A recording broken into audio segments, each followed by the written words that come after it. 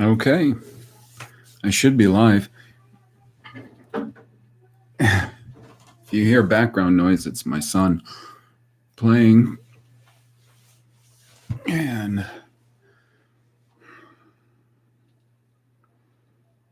hopefully this is working. I'm going to wait. Here we go.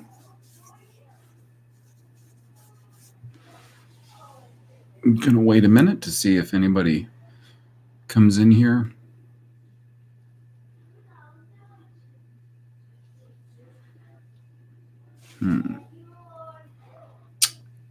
This is the first time I've done it on the computer, not the phone. So it's a little bit different. So let's see. Since I don't think I'm able to share on this screen, like I said, this is the first time I've done this on the computer or in YouTube. Oh, yeah, well, I set this a half hour ago, so it's not a surprise. How you doing, Watto? Let's see. What I was going to do is I'll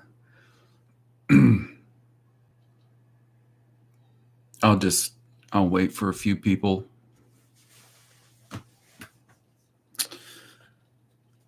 I guess I was going to talk a little bit about the most recent presentation, maybe why it had the structure it had, the things that I talked about, the purpose, where the material was pulled from.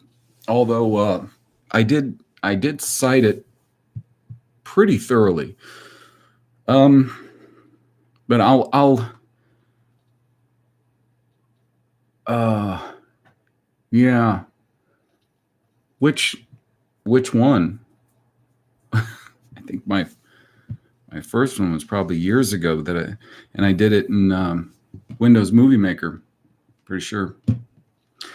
You got to understand. So let's see. I've been, I guess you could say, a YouTuber, somebody creating content for. I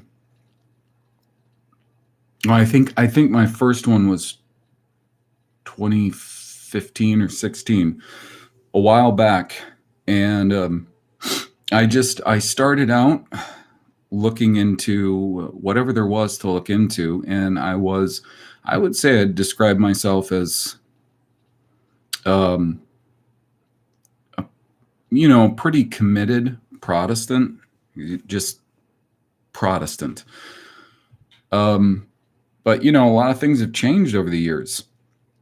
A lot of my ideas sort of changed. Oh, great. This chair is going to stop working. Around the time that I was doing the reading of Fomenko's History, Fiction, or Science, and the way that they started evolving, my ideas about things were, I think they were a lot different than maybe what somebody would expect from a reading like that. But I think that the way that the work progressed was based more on necessity than anything else. It just didn't seem like there was anyone doing what I thought was either sincere work, or if they were doing sincere work, it really didn't seem like it was answering any questions. It just felt like no matter who it was, we were just going around and around in the same circles. Good. Glad the sound is good this time. It's often a problem. So let's see.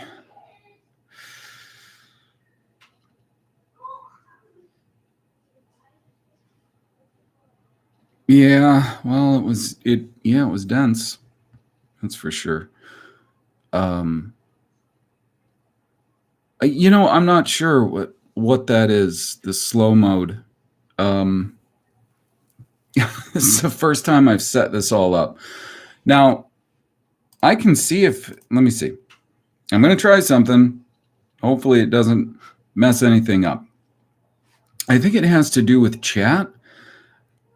From what I understood, it had to do with how fast someone could shoot messages out, and I tried to just bypass that, but it wouldn't let me.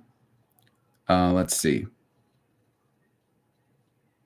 Yeah, that's what I did. I mean, that's what I do. I mean, almost everything. I have to research it and make rough copies and then write it down. It slows down the scrolling. Oh, I see.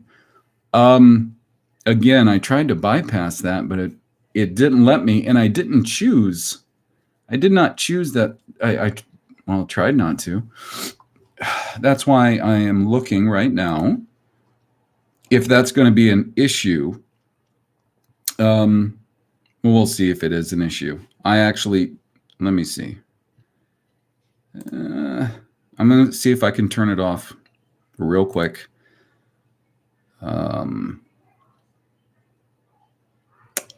Not at the top. I mean, I see it says at the top that it's on. But I do not know how to remove it. So hopefully it's not, let's see, a horrible thing. Okay. I'm just going to try that. And I still can't turn off slow mode, but sorry about that. Anyways, all right. So until I see it's not easy for me to actually read these and talk at the same time, but I'll try to keep up. Here's what I'm going to do. And if I miss you, something that you had as a question, then I'll try to scroll back. What the most recent presentation was, it really wasn't necessarily a presentation of here's where I'm at per se, but it was kind of an accumulation of what I have come to understand through a lot of different aspects of research, and the reason that there's so many different facets of that research being covered, or research in general, is because you can't really carve out. I don't think you can really carve out a niche. Let's say language. I'm a big believer in doing a specialty, if you can, because there's too much to be known. There's too much about our world that isn't known that we probably need to rediscover. And I think really all of it fits together. So even though I think it would be a great idea if one person could just be a linguist and another person could be mostly an historian, another person could be mostly an ethnologist, which we really need some of those pretty badly. I've been looking for a lot of books, decent books, on understanding ethnology, and they're not easy to come across. Most books written on ethnology that are available were written about, like just post Darwin and forward. And you'd be surprised at how much this whole origin of the species has had an influence on all ethnology from there forward. You guys are going to have to give me 1 second. I will be right back. I apologize. 1 second.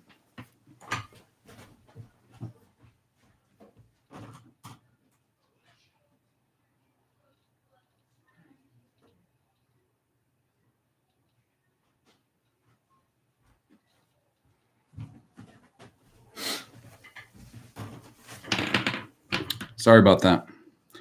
Yeah, my son was going a little bit crazy in the other room. Because he's 6, I just had to tell him to, bring it down a notch or two. Anyways, I'm keeping my earbuds out because obviously everybody says the sound is good. I can hear my own voice in this room, so we're fine there. And as long as I don't keep the YouTube screen up, I'm not going to be very inhibited. I hate that screen. When you do live streams with YouTube, you get this big fat screen of your own face. And unless you're just in love with yourself, which I'm not, I don't like seeing my own face, especially when I'm trying to do things. So, all right. So that's kind of the problem, is I'd love to see people mostly being specialists. And if I had to pick a specialty, I would probably pick language and linguistics. I really love spending the time. It's, in fact, I mean, a lot of the things that I have to do linguistically is, just hold on a second.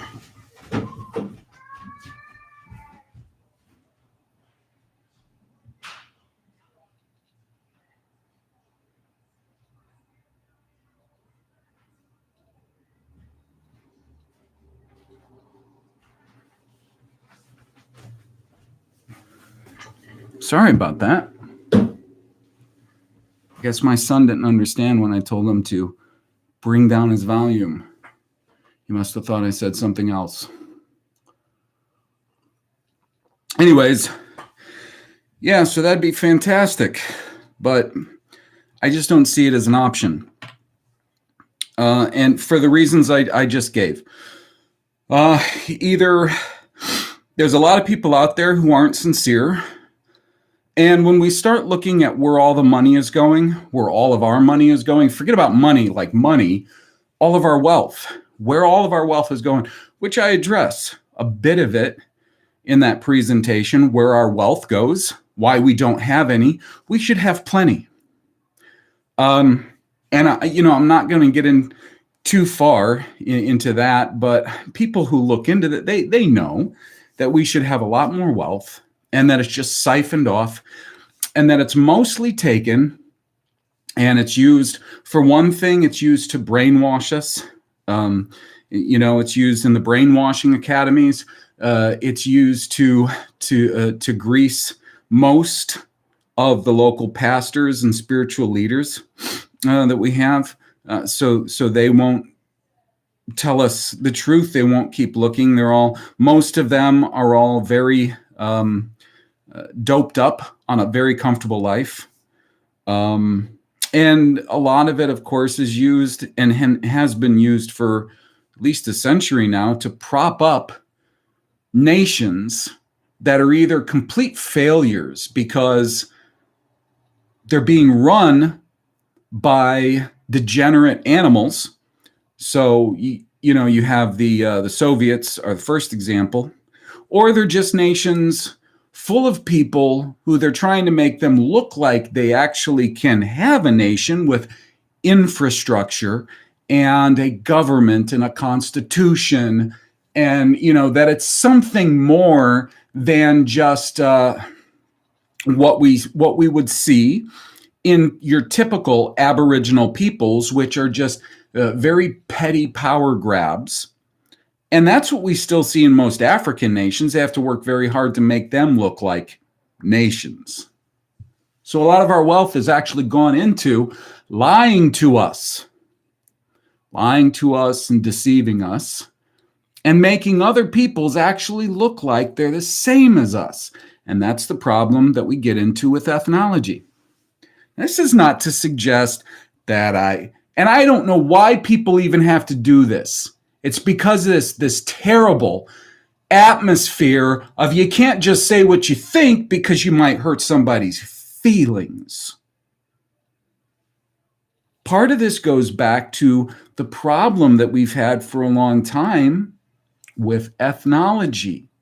The lies that really the power establishment has told everybody to weaken our nations. I don't think that this is a new thing. I think this is something that's been going on for quite a long time. I think this method that they're using in the West, they used in the East, maybe not all that long ago, to topple the nations that existed there, the Adamic nations.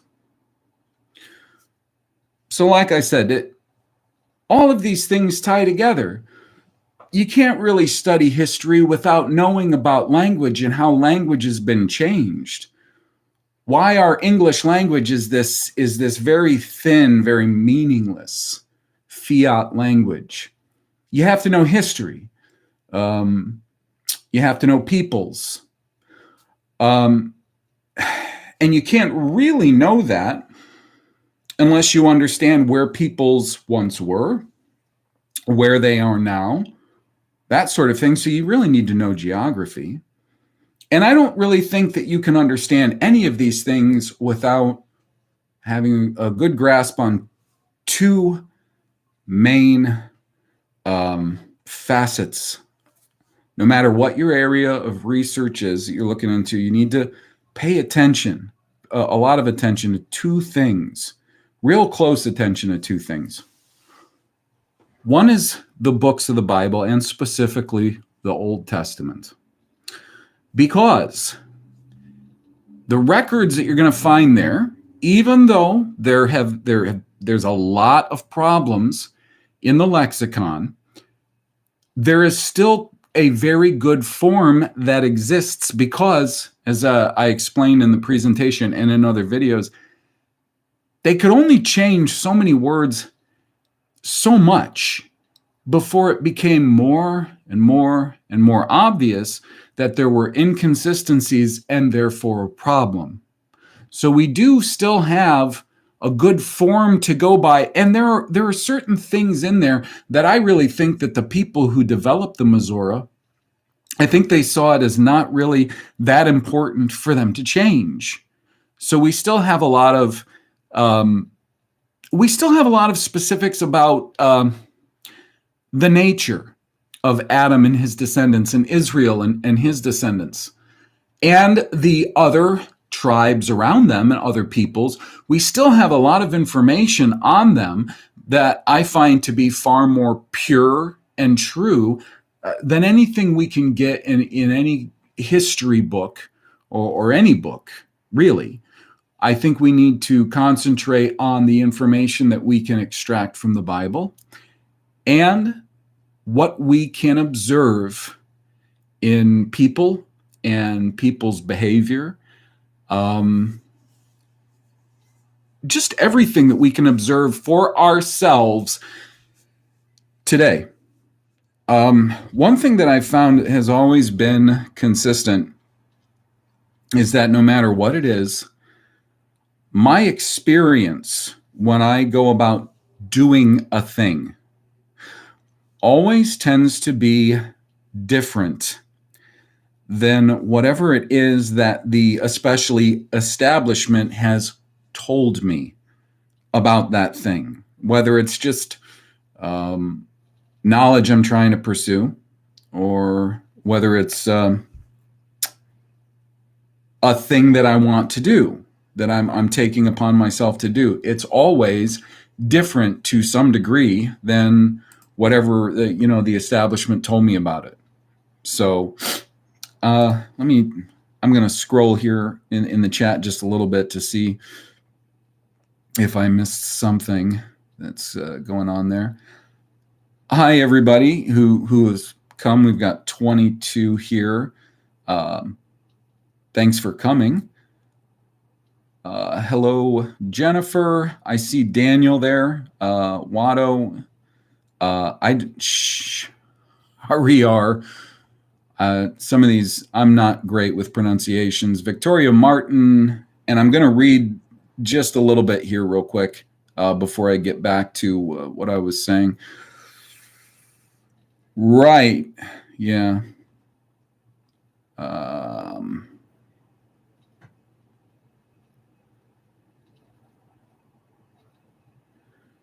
And Yeah, Cambodia's is, sure. Concerning language, like, yeah, Cambodia's is probably within the last century, um, at least according to, because I found that out from watching a New Earth video because she was at Angkor Wat. Okay.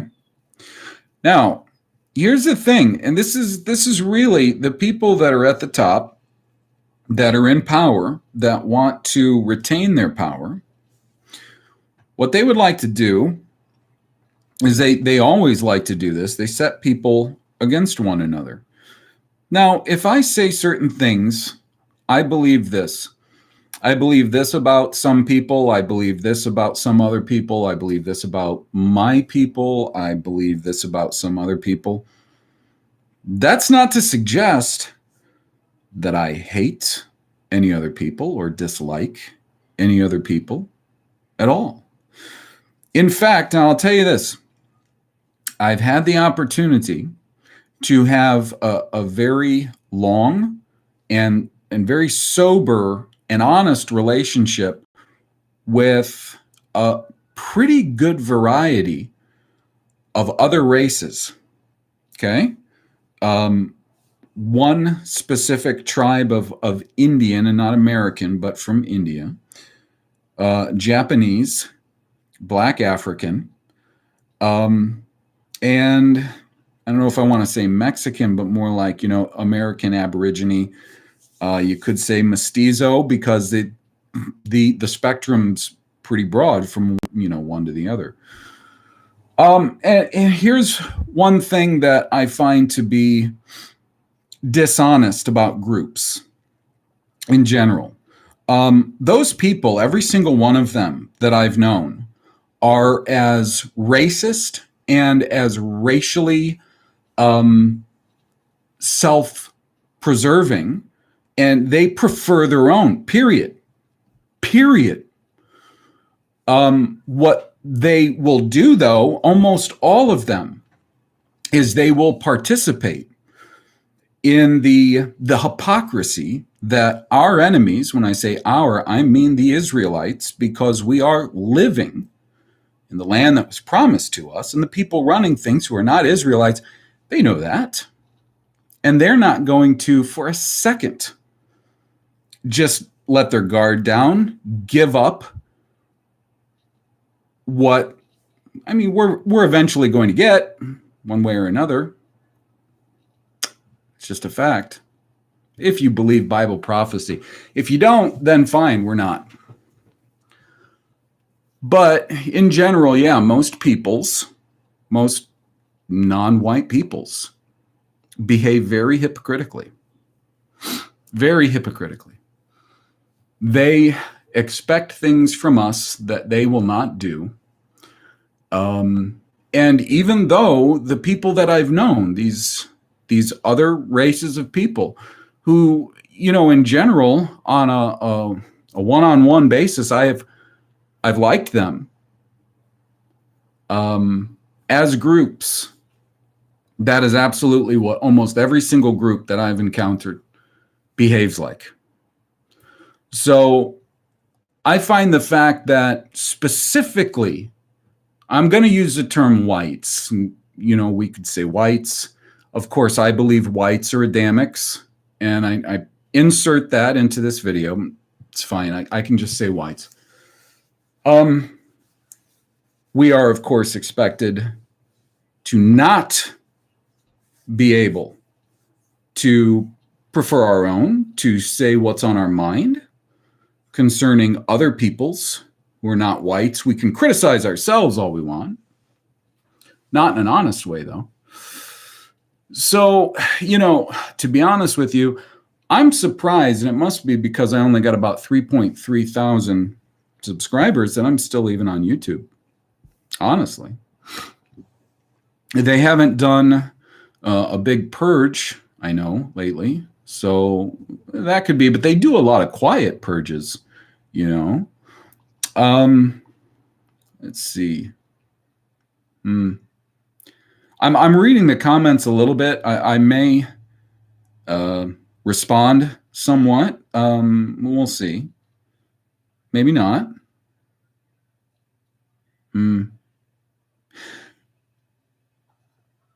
Okay. So again, if I miss anything, somebody had something very important to ask, I will try to scroll. What I'm going to do is I'm going to pop back to my document. I'm going to go through it a little bit. Yeah, it's everywhere, right? It's everywhere. That's unfortunate, isn't it? Because this is why. This is why I'm going to talk about just for another minute about this problem with races, racial dynamic, ethnology, and tribalism. Just for another maybe minute. And then I'm going to go to the document. I'm going to just pop through some of those points that I made in the presentation, maybe address them a little bit. But here's the problem. I'm not sure that I'm actually one of the. There are people out there that do teach that we should be separate, and they say we. They'll say like Israelites, or they'll say the whites should be separate, and so on and so forth. I don't know that I fall into that category. I'm vehemently against race mixing. I think it's a bad idea. I do. Because here's why. I think all the races were made in a unique and good way. I see on day 6, Yahweh or God said everything is good. And I don't see any races being created from that point forward. Genesis 2 and that Adam's a different matter. We're not talking about another race. So I think all the races were created good. Okay, but different, but good. I don't believe in mixing them. Okay, I believe in them staying as they are. As far as us being separate, because I know a lot of people, they say that we should be separate. I don't know if I agree with that. I don't know if I agree with that. Now, here's why. Take a species of any animal. Okay. Most of the time, it's interesting that they can function in certain interesting dynamics not only within the same territory, but sometimes with each other in a very interesting way. They can complement each other. If we just took, for instance, something like, I know we're not talking about the same species necessarily, but we are talking about creatures that are quite similar to one another, but are different, okay? Look at like cattle, sheep, and goats. Okay, these three, they're ruminant animals. They're very similar in many ways, many, many, many ways. Okay. The thing is, if you raise them and graze them separately, if you have paddocks just for your cattle, and you have paddocks just for your sheep and your goats, I actually think that that's not the best situation, but the best situation is for them to be together in certain portions, and they will fill certain functions that they were designed to fulfill. In fact, these different species of animals don't have the same parasites, and they actually complement one another. They won't pass parasites one to another, and they actually, in many instances, they have chemistry, saliva, that if the one picks up from the other, will help to control the parasite problems that these individual animals tend to have when they're kept separate. That's why I think flirting is a far better practice than just keeping herds of cattle or herds of sheep and goats, to keep them together, and they do function well together. If you know the right proportions to keep them in, because that's important, the right proportions, because a certain amount of your natural grazing land will have certain amounts of forage that is best for sheep and goats, or sheep or goats, because there are some things that goats eat that sheep don't, a few things. And then a lot of it's going to be better for cattle. And you can split this flurd based on the size of the animal, how much they will eat, and what forage is best for these animals and these animals. Now, I made that analogy simply because I think that different races can function well in the same environment. We saw that pretty well, for instance, in South Africa. The Boers, the Boer farmers, and even the Boer miners put a lot of Africans and Indians, and there were kind of a few other races that did go there because it was so good there for so long for anyone and everyone. And typically what would happen is the whites, the Boers, or if, I don't know if things were as good with the ones that were owned by, Afrikaners, but Boer farms, mines, things like that, businesses, they tended to employ a lot of non-whites, and those non-whites had very good lives working for them. One managed and designed and did a lot of the brain work, and the other did a lot of the more simple labor work. There was no need to say better or worse. This people is superior, though they may be superior in one way. The other people may be superior in another way, just a different way. So I don't know that we're supposed to necessarily be separate like some people teach. I think we probably could function pretty well together. I think the people at the top running things, I think they know that. And I think that's one reason why they work very hard to keep a lot of tension between us. And one thing I wasn't trying to do is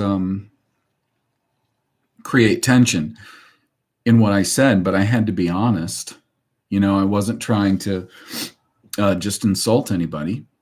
That wasn't the point, but I absolutely had to be honest and true to what material that I've found and what I see with my own eyes in the world today,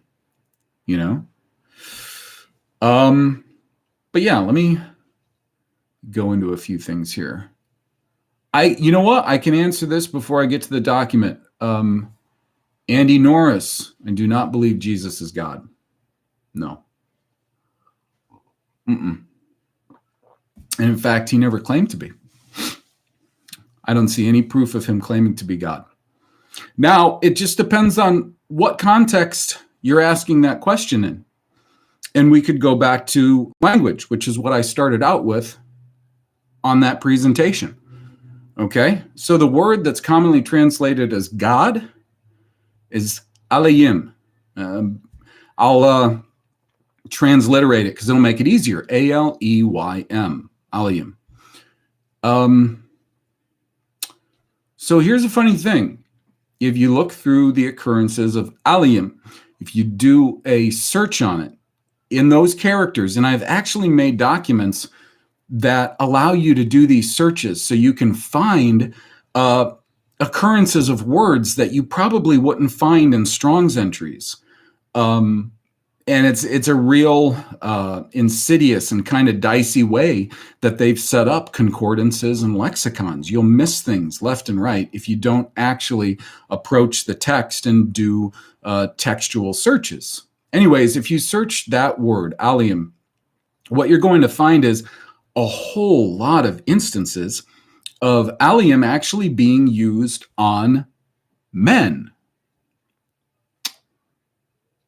Not just Yahweh, God, but men. So it's a tricky question. If you asked me the question, do I think that that Jesus was Yahweh? No. No, I don't. Now, I'll be honest, I don't know what to make of him yet. I'm sorry. We're looking at documents that so far, the only thing we've got him in is we've got him in Koine Greek, we've got him in Latin, in the Vulgate. We do have various other language texts, which are pretty much, they are derivative. This is New Testament. I didn't cover New Testament in the presentation, okay? And we have one version of one gospel in Hebrew, not Obri. Remember, Obri is no Misora. And I do want to make something clear. I'm not claiming that the characters that I've developed and that I use, that I call Obri, that they're absolutely correct.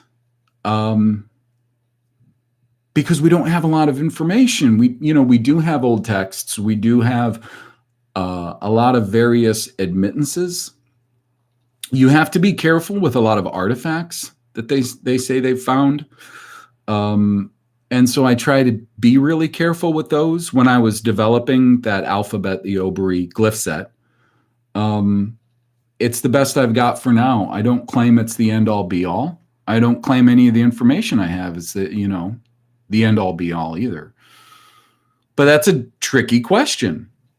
I don't believe he was the same person as the Yahweh of the Old Testament, which is of the New Testament too. It's just that they tend to translate that name, Yahweh, in the New Testament, excuse me, and the Greek Septuagint as Kyrios. And the problem is, Kyrios, you'll find if you go into the Septuagint and do a search on Kyrios, it's not always used just for Yahweh. The Greek is so inconsistent. That's one of the big problems with the QandA Greek Septuagint. And one of the things that makes me, skeptical about ideas that I encounter in the New Testament is that QandA Greek is pretty dicey and it's not as consistent as Obri is. If you take the Masorah away from Hebrew, you have an extremely consistent language. In root, in form, in grammar, and how it's used, it's very consistent. You're not going to find the consistency in the QandA Greek. You probably will find more consistency in the Latin Vulgate than the QandA Greek Septuagint. And it's hard for me to say QandA Greek manuscripts because there are very few QandA Greek manuscripts out there. Basically, if I just say the Greek Old Testament, that kind of covers it because the bulk of it is pretty much Vaticanus,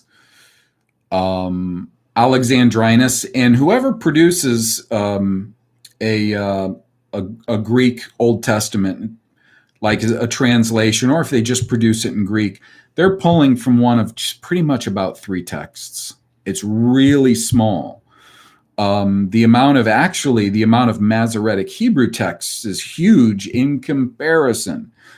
And then when we get into the New Testament, then the amount of Greek texts is just it's astronomical. It's huge. It's huge. Like, because it's growing all the time. Last time I checked, it was somewhere, what was it? Somewhere in the 30,000s, maybe. Maybe I need to go and double check that, see how my figures are. But let me try a couple others, and then maybe I can get a couple points out concerning the presentation. Let's see.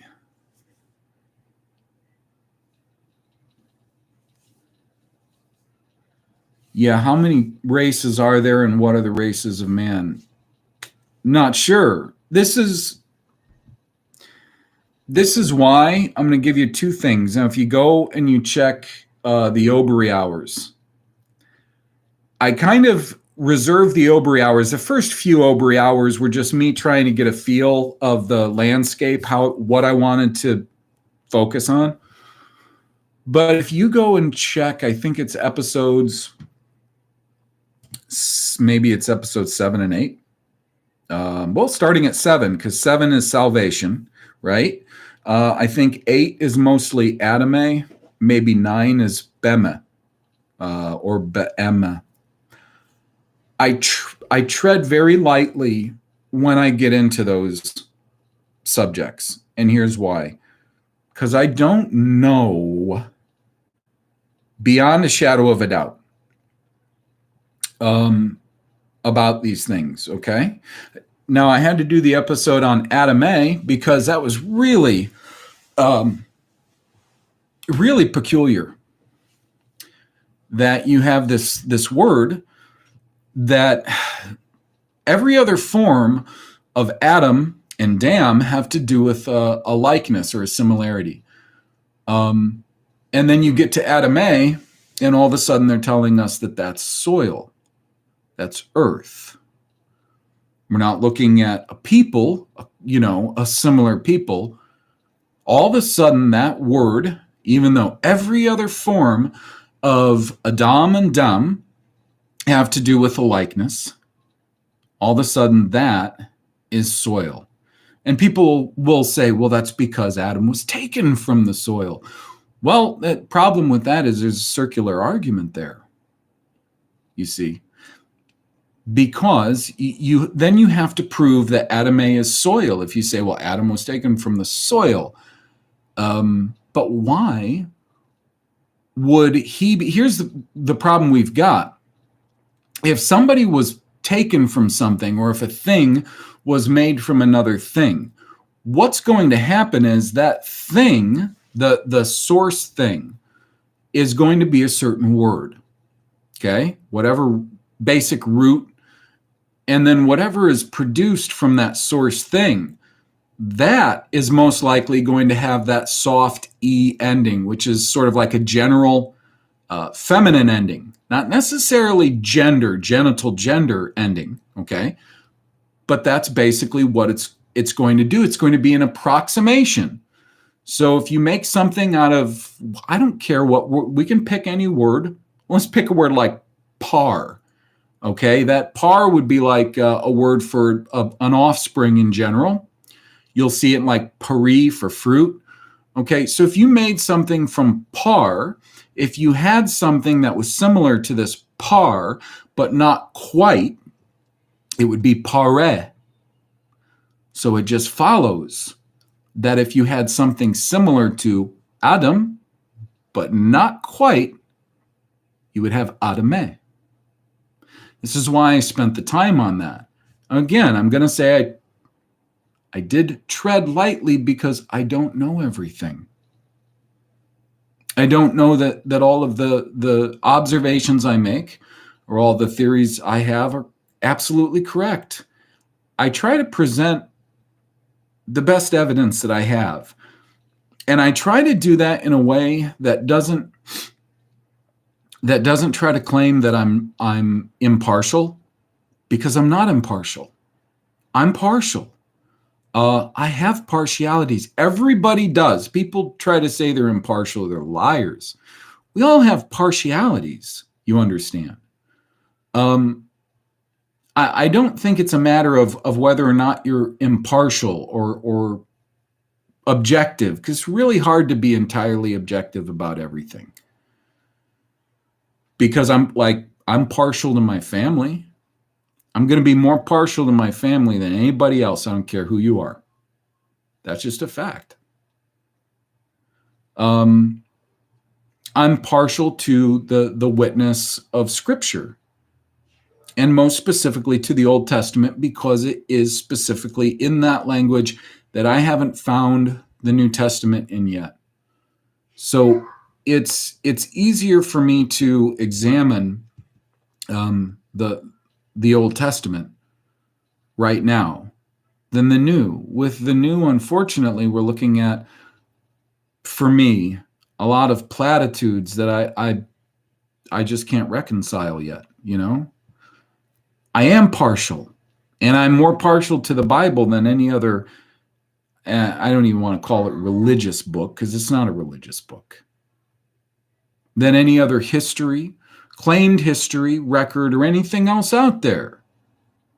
I am partial to it. I have a bias. So I'm not going to tell anybody I don't have a bias. I do have a bias. But here's the thing, and I think this is the important part. If you look at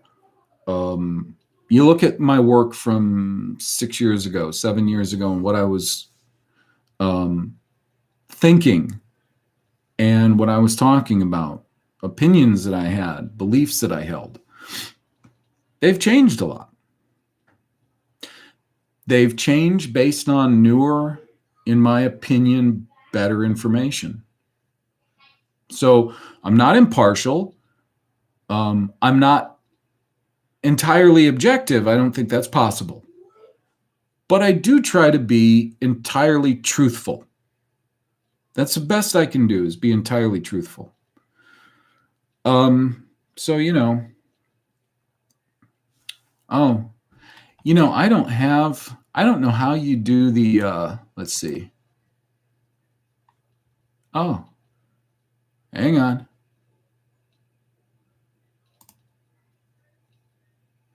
All right, we got one. Sorry, we got a spam here. I'm just figuring out how to do this real quick. Hold on. Bam. I don't know. Maybe that'll do it. Maybe that won't. I don't know. All right. So one more time, I'm just going to look through here real quick. Hi, companion. How you doing? I'm not familiar with McDairy. I'm sorry, Jason.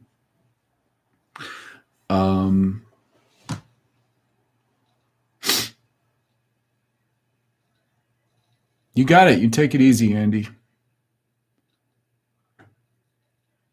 All right, we'll see you, Daniel. What time we got? 12:48.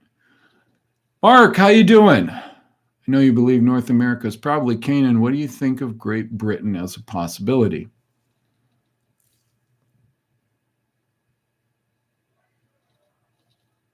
I don't know. Here's why. With America, it's not really I don't think with America it's a partiality thing.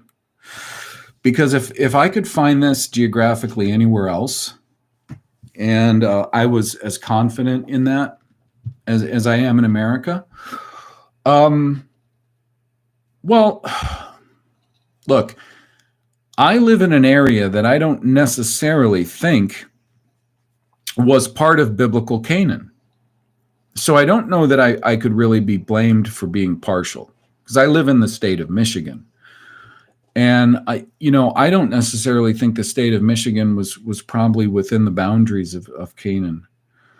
I think it could potentially, have the events potentially could have happened there. I think, I have to take some time and think about it. The reason there's so many factors behind why I started thinking America. Most of the people that have followed my channel for a long time, they know that I was pretty not sold, but I thought Commons Beaumont made a very convincing argument concerning England, the UK. And, I haven't decided that any land isn't Canaan. I haven't taken anything off the table. I'm still testing America right now, just because I've gotten to the point where I think it's the best candidate. But if it can't pass my tests, if it fails at enough tests, it's going to have to be taken off the table. So far, it hasn't. And what's surprising is I spent years looking at the western half of the United States, because I believed, when the Bible said west, it meant west. When we saw, Oreb, or when we saw, when we saw Mabua Eshemash, it meant sunset as opposed to sunrise. And it was a really big revelation when I finally figured out that they had completely changed the meaning of that word ba or bua, which always means to come near. And they had managed in the context of sunset to change it into going away, when it should never be that. It's always coming to. It always means coming towards. And if the morning is the Mabua Eshemash, it's always in relation to the sea. the sea, the Mabua Eshamash Sea. So if we're talking about the sea of the coming sun, and that's the morning, we're talking about a sea that's off to the east, not off to the west. So this was just recent. I just recently started looking at the eastern part of the United States. And here's what I'm finding. I'm finding a lot. For one thing, the eastern United States has the signs of having a lot of civilization here. Long time ago, and that a lot of it was rebuilt. There's a lot of signs that there was a lot of it here and was still standing and destroyed after we so-called got here, if you want to believe in the history of the last 400 or so years of North America. You know, I don't know if I do. The eastern United States has signs of massive infrastructure, massive amounts of infrastructure. I just started looking into these low-head dams, and there's possibly more low-head dams in the rivers east of the Mississippi than there are anywhere else in the world, maybe combined. And low-head dams are a major engineering project to design, to make sure, because when you design a low-head dam, that low-head dam is going to sit a certain amount above the water level. And if it does, it's still going to, of course, allow the water to run over, and that's part of the point. You don't want to stop the river. What you want to do, in my opinion, you want to stop people coming up the river. So you don't want to stop the river. And in some cases, it's possible that they were put in there to also raise levels of the river a certain amount for certain purposes. That's entirely possible. They may not have been entirely for defense. But when you look at a low-head dam, they're fantastic for defense. No boat could get past them. They're almost always designed with a bridge, a very old-looking bridge, that is upstream, which you could see for defensive purposes. And there were probably structures right near them. They're designed with retaining walls on both sides, so you can't get out. It's not like they put one in just because they wanted to raise the water levels behind them for pleasure fishing and boating, but they wanted to make sure they weren't killing people left and right in these things. No, most of them have retaining walls on both sides, so you can't get out. Once you get into that hydro, the swirl that's created by that hydraulic jump past the boil, between the dam and the boil, you're not getting out. Maybe if you stayed along the bottom and swam your way across the bottom and got past that boil, you could get out. But they appear to be designed specifically for wrecking boats and killing people. There's tons of them. There's so many in the eastern United States that if you ask most Department of Natural Resources of a particular state, and they're honest, they'll tell you, we don't really know how many are in this state. How can they not know? If this is something that, like they said, they were designed for various purposes, they say they were designed to power grist mills and sawmills, which doesn't really add up, because there's other ways to power the turbines for grist mills and sawmills. Better, easier ways. You don't even have to dam a river in a lot of cases. You can just put a wheel in the water and it can run on undershot current, and you can power a simple grist mill. You don't need it for that purpose. And a lot of other reasons they say just they don't seem to wash. They don't seem to add up. But you look at the eastern United States and you start zooming in on a decent map that has the water, a pretty accurate picture of the water in the eastern United States. Start paying attention to the shapes that you're seeing in lakes or shapes that you might see in the middle of a river or something. And you're looking for shapes that look like big, gangly leaves, because those are typically the shapes that a river that's been impounded makes on the landscape around it. And that's going to notify you that this river has been dammed up or impounded in some way. And when you start looking at how big these impound lakes are, they're huge. They're huge, and they're all over the eastern United States, just everywhere. I haven't even had the time to go into all the reasons given for why all of these dams exist, where they exist. There's so many of them. And so often these huge impound dams exist right near modern cities in the East. So what they could have done is they could have covered up massive geography right near all these big cities. So there's signs of huge amounts of infrastructure in the eastern United States. And I don't even need to bring up all of the really bad establishment narratives, right? I don't need to do that for anybody in here, do I? Let's see. I'm going to take a look at chat here real quick. So that's kind of my answer on that, Mark. I'm not discounting anywhere because I don't know everything yet. I don't think that's going to happen.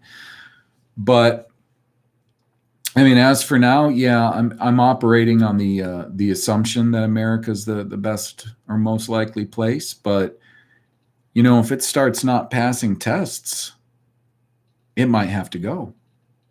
So, in this case, question and answer. Let me down here a little bit.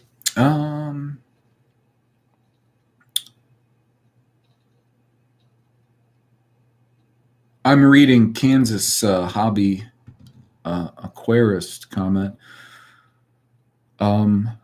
Thank you.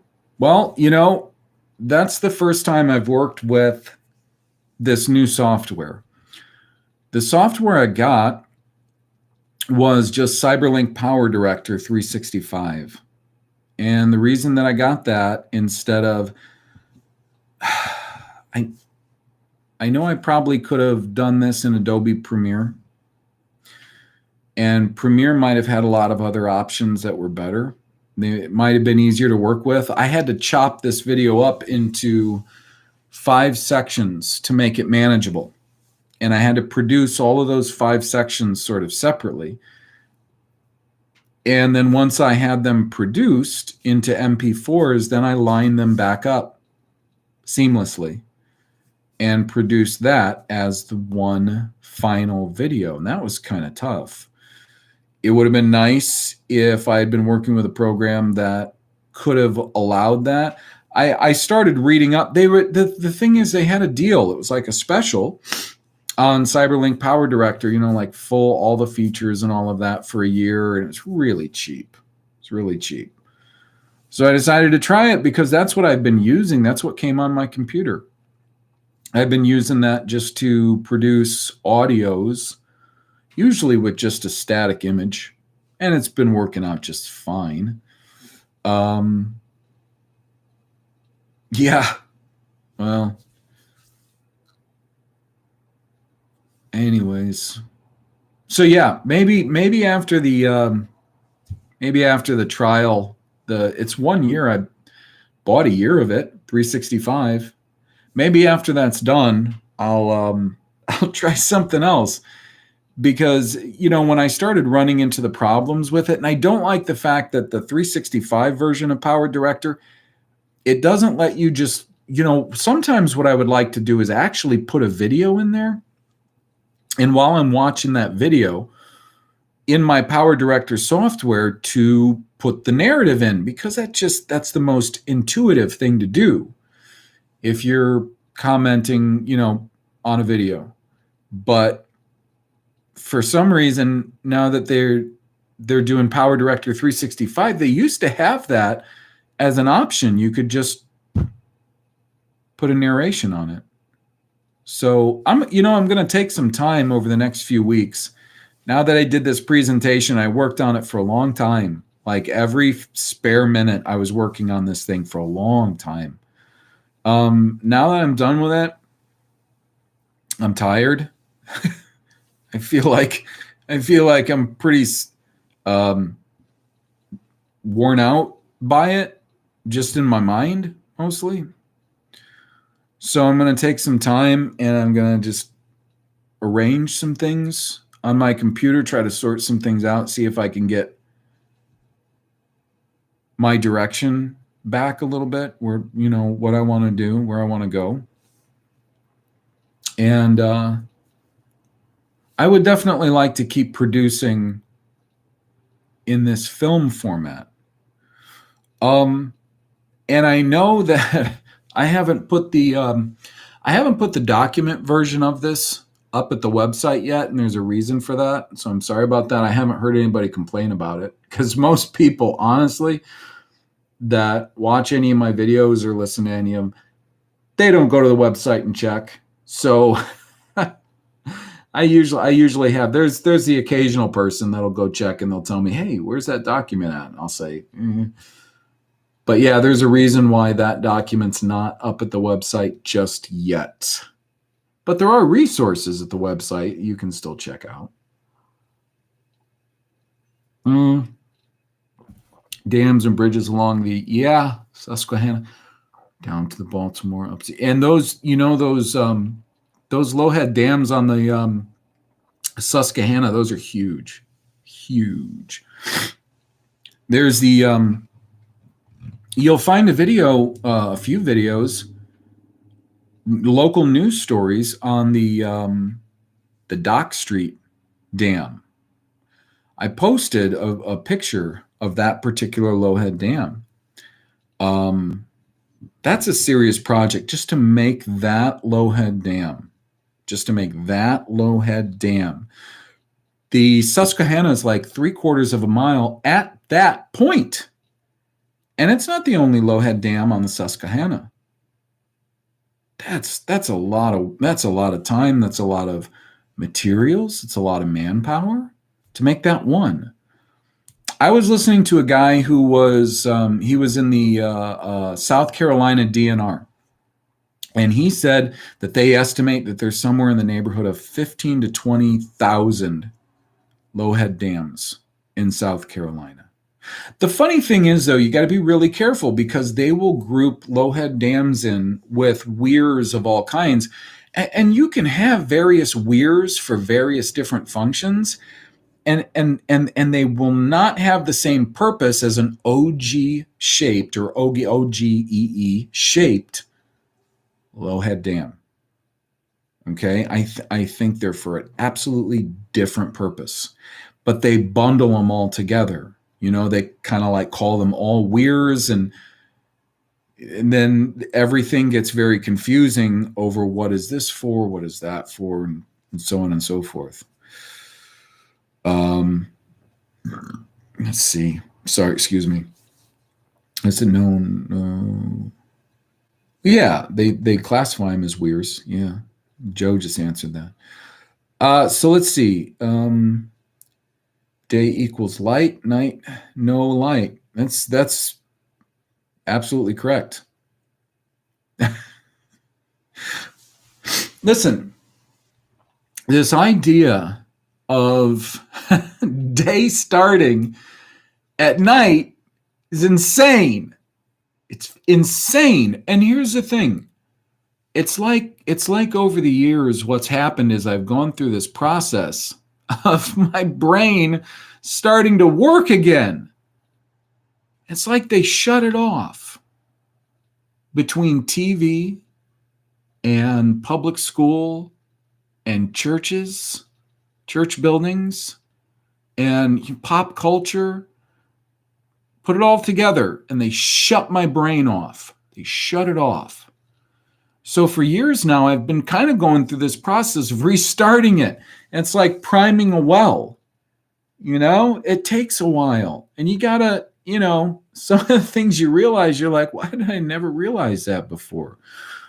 But that's the thing with day and night. We're told like, well, in the Bible, days started actually in the evening. Okay. At the evening, sunset was the next day. And if we weren't programmed to just take the word of the authority, we would say that's insane. That just goes against common sense that the day would start in the evening. That's nuts. Day is when it's light, just like the Bible says. The Bible says day is when it's light, and it equates day with light. And the Bible says night is when it's dark. Day, light. Night, dark. So if the Jews claim that the day starts at night, it's because they're ass backwards like everything else, where they try to claim that certain things are Jewish instead of biblical or Israelite or whatever. And I'm not saying this is not just this is not just an Ashkenazim thing. And I've gotten to the point where I don't even like the word Jew anymore. Who are you talking about when you say the J word? Are you talking about Ashkenazim? Because they're ethnically absolutely different than the Sephardim. Are you talking about the real Sephardim, or are you talking about the Latino Sephardim that they're trying to pass off as the real Sephardim? Are we talking about Mizrahi Jew? And which one are we talking about? We're talking about the ones that are much darker, like the Yemeni Mizrahi Jew. We're talking about the ones that are actually really light, like from Iran. Which one are we talking about? Because I just think that's a scam, just like anything else. Okay? We're talking about the Ashkenazim. We're talking about Sephardim. Are we talking about real Sephardim that look just like pretty much any other Western European? And I mean it. Ethnologically, they look nothing like Ashkenazim unless they've mixed with them. That's the only way you get, these genetic features, is you have to breed with somebody with certain genetic features, and then the kids come out like that. And you can breed out those features one way or another, but that's how it works. So I don't like calling them all Jew. If we're going to call them all Jew, then we're going to have to agree on this. Then they're just Jew by religion. That's it. They've got no claim on anything genetic, because the Bible is a book about genetics. It's about a genetic people. It's not about a people who have a certain faith or confession. And I think that's great. If somebody wants to have a certain faith and confession, they're going to be a good person. They're going to follow Jesus. That's fantastic. You do that. Make the world a better place. But that's not what it's about. No, it's not. Specifically, it's about a certain specific people and the whole creation. But what Yahweh was going to do via a certain specific people. That doesn't mean that other people don't matter. It doesn't mean that other people aren't important. It doesn't mean that it doesn't mean if you were in the chosen tribe, it doesn't mean that you can treat anybody else any way you want. And that's another part of the big lie, isn't it? Because the people who act like they're the chosen, who the people behind the scenes have made into the chosen, they got it in their heads that they can treat anybody any damn way they want because they're the chosen. It's not how it works. That's not how it works. In fact, if you want to have a life that's a little simpler and easier and not full of hardship, difficulties, traumas, heartaches, then you might want to hope that you're not one of the chosen people. Okay? Let's see.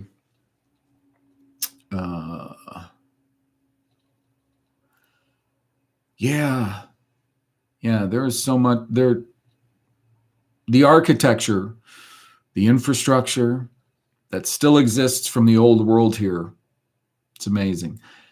And I'll tell you what, I'm not sure how old the old world is, which this is something that if I get time, I really hope I get time in the future, in the near future, I'm going to address. It's this idea of phantom time, right? Emmett Scott explored this in a guide to Phantom Dark Age. He said we were looking at 400 years had been added to make these things work right and all. And then Anatoly Fomenko, because see, there was like some little guys that kind of backed up Scott, and they had different. They would sometimes guess, well, maybe it was 300 years, maybe it's 600 years. You always have to stick with that 300 some odd years because that's the full cycle rotation. Usually is 300 was like 20 something years. Maybe somebody, if you know in the chat, tell me what the full cycle is. It's in the 300 some odd years mark. So you would stick, and then Fomenko, when you put three of those together, you get right at about 1,000 years, right? I don't buy into Fomenko. I know I referred to him and his, the first book and the series, History, Fiction, or Science. But there's reasons why I disagree with him. And hopefully I'll be able to get into that in the future. I do believe he and Scott and others, they believe in phantom repeats, that's necessary to make this model work. And I absolutely agree with that. It is. One thing I demonstrated was the whole phantom repeat with Antiochus Epiphanes 4. That story. In Matthew 24, Jesus prophesies that the fulfillment of Daniel's prophecy of the abomination of desolation, or that makes desolate, was coming. Not that it had happened, it was coming. He made reference to Daniel and Daniel's prophecy about that abomination that makes desolate, you see. But they used a phantom repeat in the sense that they claimed that the Greeks did it once, and then later on the Romans did it again. It's a phantom repeat. They use that stuff all the time. And I have suspicions that they've used that very thing with certain kingdoms that are biblical kingdoms that we don't know of today as biblical kingdoms. They've done that same thing with biblical kingdoms and their presence in North America. And hopefully I'll be able to start writing that somewhat soon and explain myself how the phantom repeat sort of model works and how they've actually hidden the presence of biblical kingdoms being in America by saying that they were actually much more recent kingdoms in America. Recent kingdoms that everybody accepts were in America. Oh, yeah. They've left a few things out because there's architecture in America that doesn't quite fit the others. And we'll get into that sometime. I'm going to take a look what we've got here in chat.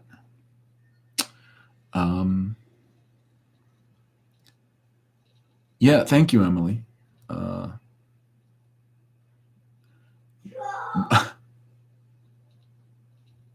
Yeah, I missed the context on the polar bear comment. DNA. I don't know. According to you, actually, I don't put any stock in those DNA haplogroup tests. No stock in them at all. And I'll let you know, I can show you results from myself that says that I'm German, mostly haplogroup, and Celtic, and then with some Anglo and some Scandinavian. I can show you. Boom.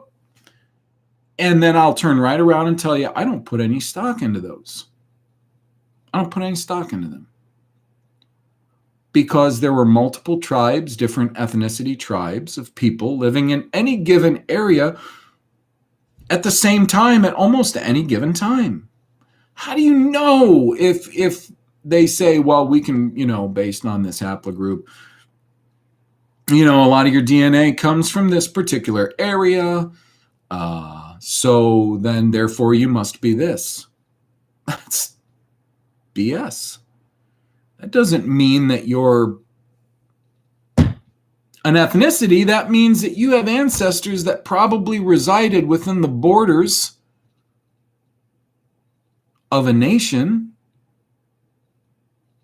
for a certain amount of time. It doesn't prove anything. It proves nothing. That's why we need to get back into studying ethnicity. Anyways, yeah, dams are really interesting, and these low-head dams, quite an interesting topic.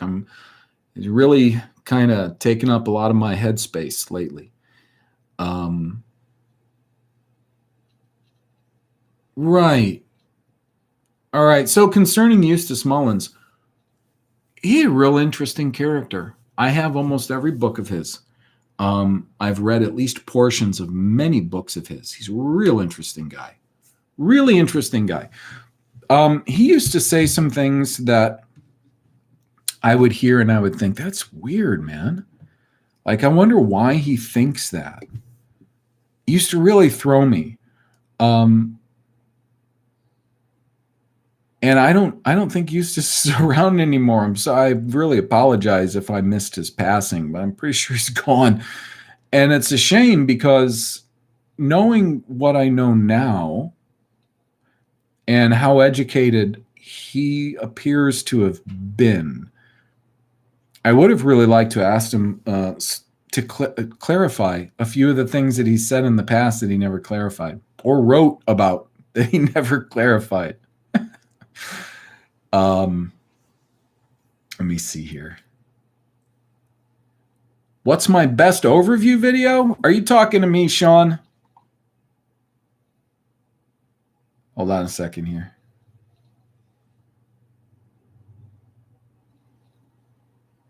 Astral theology. Well, listen, let me hit that one, okay? Okay. Gosh. There was a guy, and maybe you can help me out with this, Mr. Alger. Send me something. There was a guy, I used to have his channel. I was subscribed to him on YouTube, and I don't know that he's around anymore. He claimed to be, and it sounded like he was. He always sounded very well researched, an expert in like astral, like religions as they relate to astronomy and the symbolism of astronomy as it relates to religion and so on and so forth. And I can't remember his name now. And I've never seen him again, like show up in a search or anything. I don't know if I agreed with everything he said, but his stuff was so interesting. And here's kind of what I think at this point in time about how those things work together. This in part goes back to the language problems that there are in the Bible too, okay? One of the problems with the language issue in the Bible is that they've translated the whole thing so that it seems like the creator of this world and the creator of that language and everything created everything to be calculated and interpreted in a sort of base 10 metric system kind of way. And we do see that. If you look in the Bible, mostly everything, the way that numbers are expressed, they're expressed with this idea that everything is in this sort of this base 10 metric system kind of system. But it's not. I don't believe it is whatsoever. I think the Bible, the creator of the Bible, creator of the whole world, everything in it that we see and experience, created all of this in a sort of base 12 system. Now, if you look at 12 and a system in base 12, I think that in many ways it's far superior to base 10, metric, weights, measures, things like that. Put it in 12. And it tends to be, in my opinion, my humble opinion, far more accurate. The way that the portions that you can divide it into, I find them far better, just even as a carpenter. Honestly, I do. I don't use metric. I know metric, I understand metric, but I wouldn't use metric. Okay. These days they call it, they call it, what do they call it now? When it comes to mechanical, they call it like SAE or metric, but when it comes to just measurement, it's either they call it like the English want to take credit for it. But the point is this, just like shapes in nature, you know how we see repeating shapes? And some people might take those repeating shapes and run with them and try to say that, because we see these repeating shapes in nature, that they think this might be that, and so on and so forth. It happens all the time. Is it true? Is it not? I don't know. But a lot of people like to definitively say, because they see these repeating shapes, that this has to be from that, or this has to be the same thing as that. I don't know that that's true. Now, I see the same thing with repetitions of fundamental truths, laws, and properties. Okay? That's the way I'm going to put it. That's why we see, essentially, a day. If you cut a day in half, essentially 12 hours, night 12 hours, we would get essentially at equinox. I know it would be varied a little bit, but of course that's all being measured on our standard way of measuring time today. And who knows if that's even the best way. But, you look at a year, 360, 12. Months, basically 12 lunar cycles within that. And you're going to see 12 over and over and over and over and over and over, because I think that it's the base system number that most of the creation is in, and a lot of the truths and natural things that you're going to see in 12, not 10. That's why you're going to see 12 in the zodiac. That's why you're going to see 12 patterns in the 12 tribes of Israel, the 12 apostles, 12 and 12 and 12 and 12. I think that's what accounts for what some who believe in, like religion being taken from these astral phenomenon that we can observe. Maybe it's not, but maybe what they're doing is they're literally just observing these patterns that are in this base 12, because that's how the Creator made everything, in this base 12 sort of way. So that's my kind of answer on that. Yeah. Hey, if you find good channels with anyone that's comparing those things, I wish I could find that guy's old channel. Yeah, send it my way. Because I always like, even if we're talking about information people I don't agree with, I still try to learn from them, especially if they're sincere. Whether I agree with them or not, if they're sincere, I'll listen to them. I'll read them. I'll try to learn what I can from them. I would hope that everybody would have that same kind of attitude. So let's see. Go through here a little more. If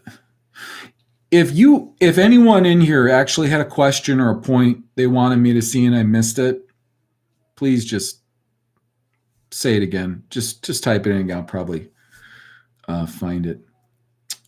Thankfully, we don't yet have metric time. So you look at the time, right?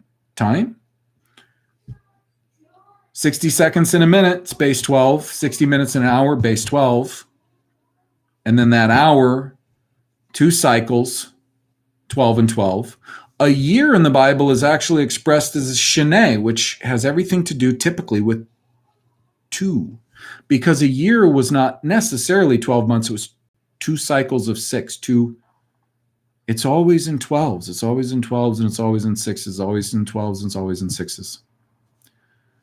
So, yeah. Let's see. I haven't listened to Santo Bonacci in a while. He's interesting. I mean, there's a lot of guys out there that are interesting. They have, good stuff. Agreeable or not, chicken and bones. Chicken and bones. And if people think that, about my material, I would suggest the same thing. Try to get everything out of it that you're sure is true. And, that's the other thing. I try never to make claims that are just speculation based on emotion or things that I would like if they were true. I try to make them on best evidence. I do try to always make the case for that evidence. And as I continue to write and make presentations from here forward, I'm going to try to do that because I would like anyone who saw just this last presentation, the rest of them are pretty much in audio, I'm afraid.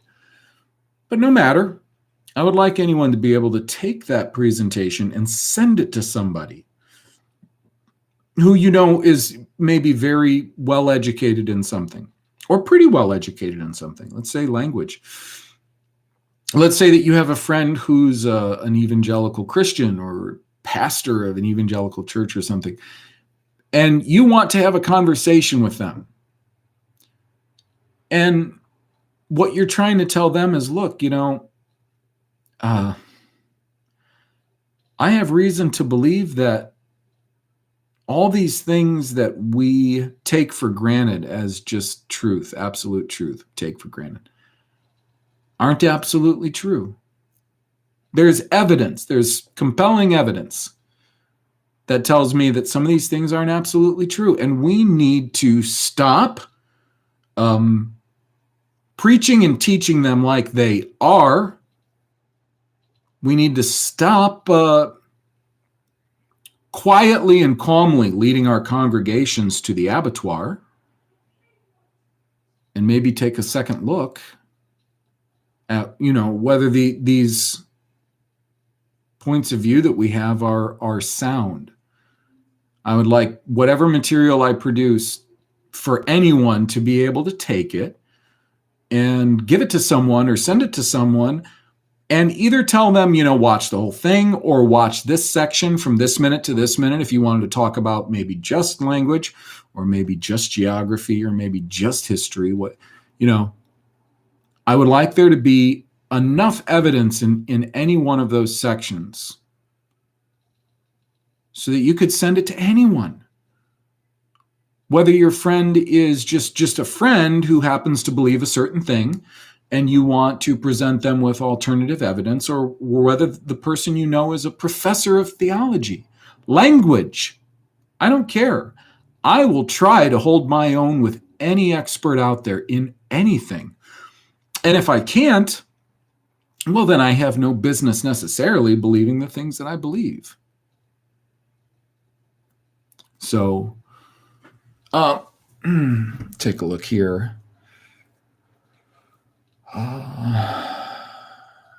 Oh, miracles. Well, yeah. I believe in miracles. Of course. Why? I know you didn't ask why, but I'm going to tell you why. Because the God who created everything, made everything come into existence, because that's my beliefs, that he made everything come into existence. He conceived it first. And then by his word and command, he brought it into existence. So the same God that can do that can either himself or empower anyone he chooses to do the same. So, of course, I believe in miracles. That's why I said I didn't want to discount spiritual things. I don't not believe in spiritual things. I don't believe in them happening as frequently as a lot of people try to say that they do, for one thing. The other thing is, no, I don't believe in hell because I don't see the evidence of it in the Bible. I don't believe in the devil and demons and all that sort of stuff because I don't see the evidence of it in the Bible. And I sleep like a baby at night. When I was a kid and I believed in all of that stuff, I didn't sleep very well. Well, I don't sleep like a baby just because I have sleep problems, but, I don't have those sleep problems because I believe in demons and ghosts and devils and all of that stuff. I believe the most evil creatures that exist are on two legs and that we call man and human, things like that. That's what you got to watch for. Not the ghosts and the spooks and the ooh. Sorry. I think Heiser is a real talented guy. I think he's real talented and real smart. I think I wish I could say that I thought Heiser was actually just real talented and real smart and that he just believed the wrong things. But I'm not going to lie to you. I think he's a pretty dubious guy. I think he's intentionally misleading people, whether it's because he wants to sell more of his books or whether he's an insider. And based on everything I know about him, I'm leaning towards the second possibility.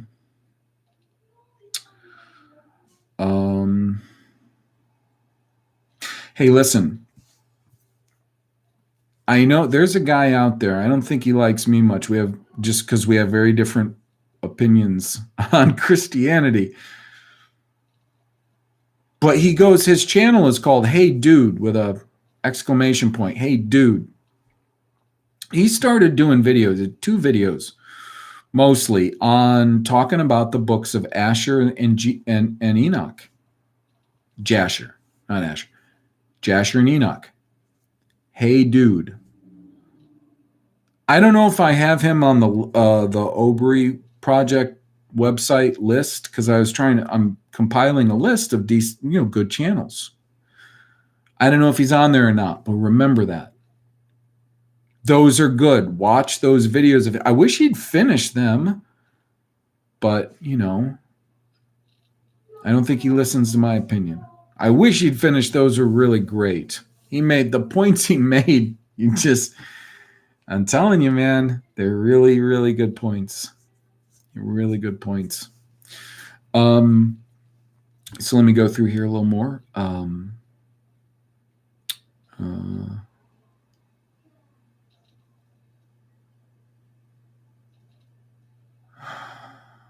sorry. 24, huh? Hey, Heather. So there are 24 vertebrae. See? You're just going to find that number. You're going to find 12.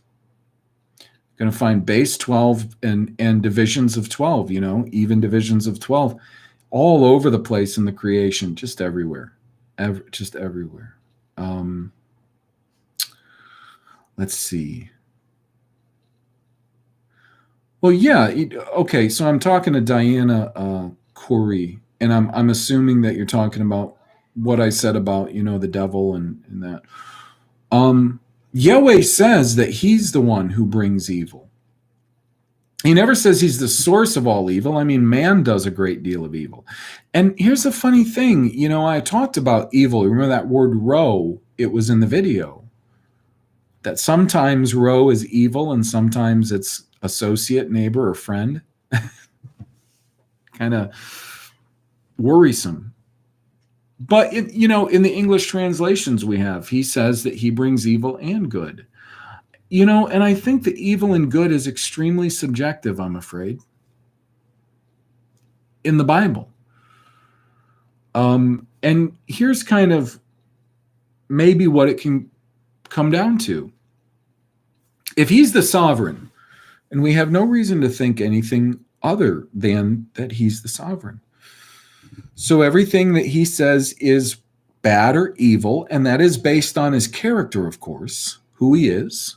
So everything that is against who he is or what he's told us to do, anything like that, anything that goes against that is evil.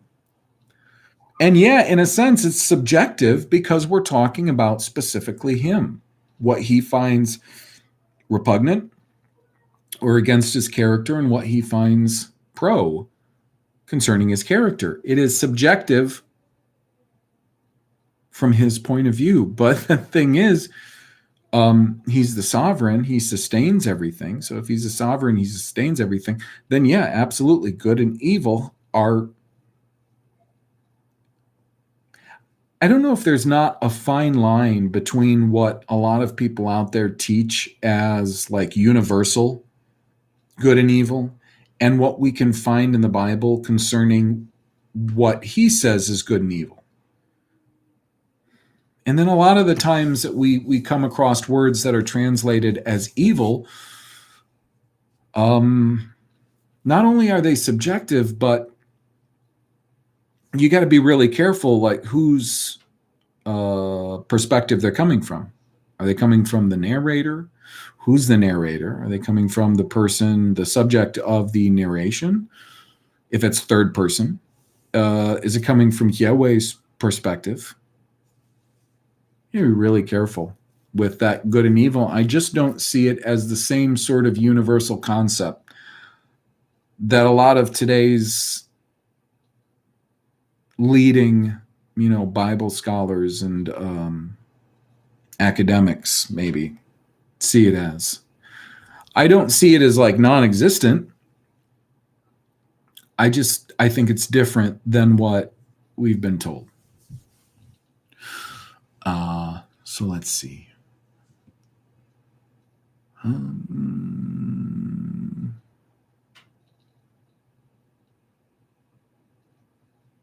not sure what you're referring to. I don't know if it's a Hava de Ciencia when you say ego, but you better not be talking about the cordless lawn equipment because it's awesome. I'm sure you're not. But I just got an ego snowblower and it's just awesome. It's fantastic. And when you live in Michigan, like the middle of the lower peninsula, you need a good snowblower. And it's a really good snowblower. Battery powered. Yeah, Gricketson, I agree. Sheol, grave, pit. That's it. That's absolutely it. No, geez. Look, when preachers and pastors start thinking about things, their days are numbered. Their days are numbered. And here's the problem. I think most of them know it. I think most of them consciously avoid a lot of topics that they shouldn't. And, that's why I kept repeating that quote from Hosea: my people perish for lack of knowledge. Because you reject knowledge, I will reject you. He goes on to say, I'll reject your children. These people need to think maybe a little bit more, first off, in the Old Testament, and they've all been sucker punched into not giving due attention to the Old Testament when they're in seminary and when they grow up in their own church buildings with their own hirelings telling them what to think. But it's sad.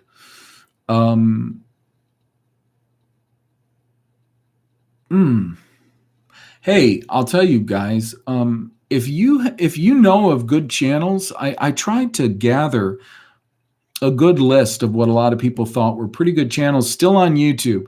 Because here's the thing with YouTube. I'm actually, like I said, I'm surprised I'm still on YouTube, be honest. And I wouldn't be surprised or like butthurt if, they torpedoed me, because that's just their MO. That's how they behave. It's them, it's everybody else. Don't fool yourself into thinking Odyssey and BitChute, DLive, they're not going to do that. They're different. They're all the same. But so I'm surprised. But in the meantime, YouTube has really still the best platform. They do. So anytime I can, I will collect good YouTube channels, and it might just be one video that's really good, in my opinion. But I'll put them on a list on my website so people, can know that they exist. Because sometimes one of the hardest things about YouTube is finding out that certain people actually exist. YouTube is so good at hiding people's existence. It's amazing. Sometimes I'm not even sure if I exist when it comes to according to YouTube. Do I exist according to YouTube? I'm not sure. I'm not absolutely sure. Let's see.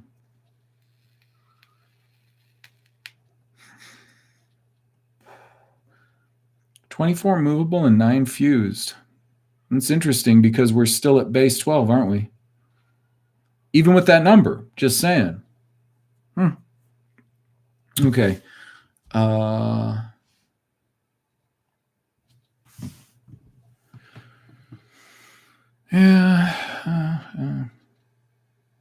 Yeah.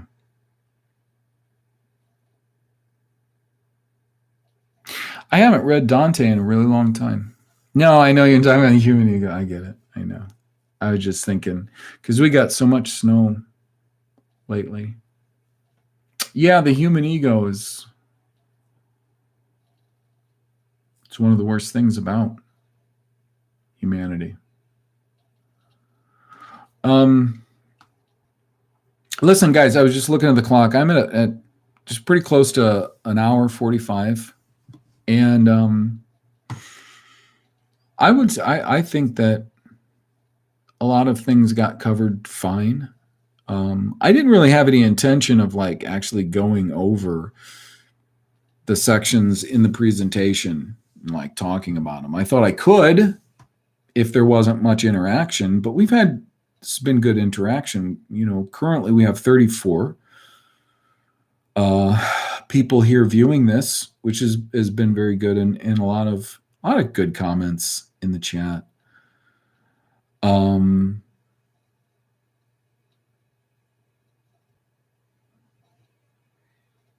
Yeah, that's definitely not the Jeff Doherty I grew up with. I'll tell you that right now.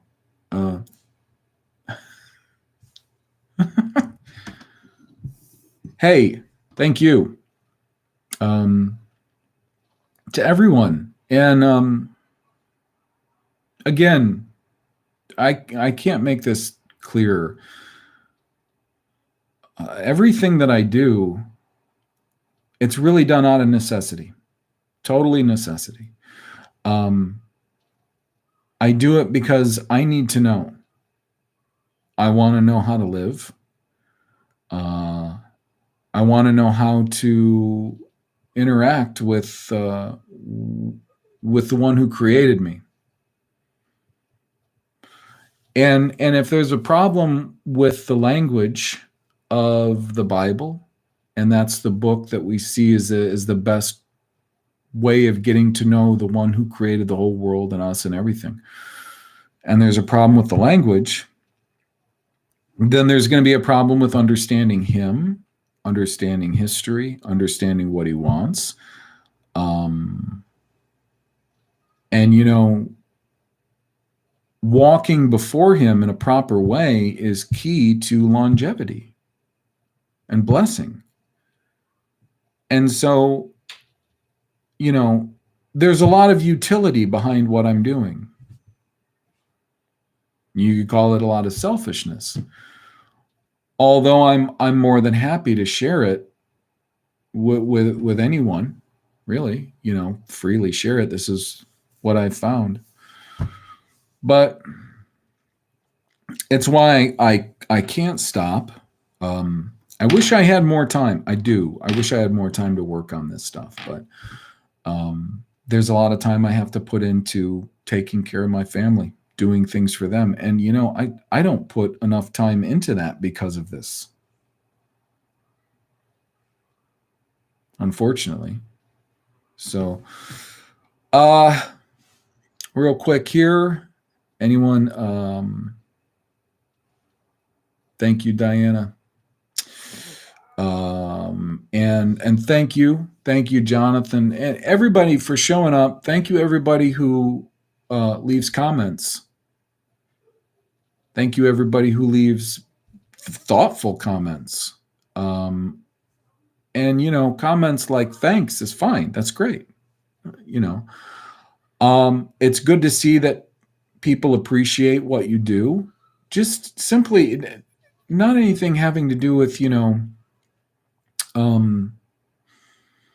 stroking your ego or anything, but knowing that you're communicating with others. That's really important. So I appreciate it when I get the comments and all.